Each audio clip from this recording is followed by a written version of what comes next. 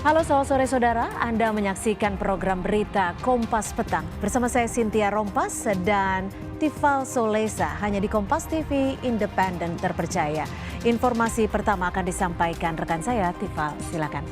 Baik, Cynthia, salam jumpa untuk Anda, Saudara. Laporan pertama kami untuk kali ini. Anggota DPRD Kabupaten Boalemo Gorontalo mengamuk dan sempat terjadi adu mulut dengan Kepala Dinas saat rapat dengar pendapat bersama Dinas Pendidikan dan Badan Kepegawaian Daerah.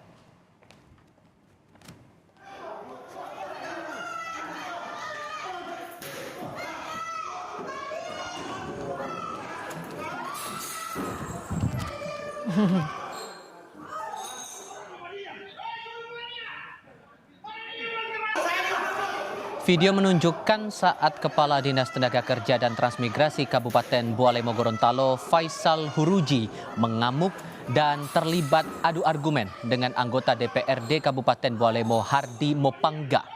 Anggota DPRD Hardi Mopangga yang tersulut emosi mengamuk dan membanting meja rapat saat berusaha mengejar Kepala Dinas.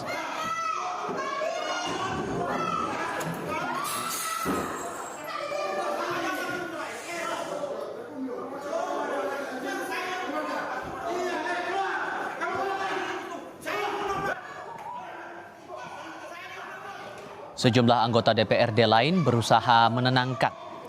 Sementara itu, Kepala Dinas Tenaga Kerja dan Transmigrasi dikeluarkan dari ruang rapat.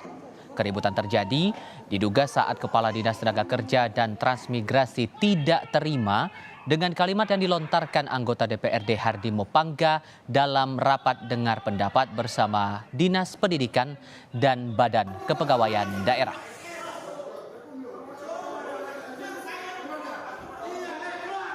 Mutasi seperti ini hanya dihubungkan dengan persoalan dukung-mendukung antara perseteruan pejabat-pejabat tertentu yang ada di daerah ini. Nah, disinilah saya sempat mengeluarkan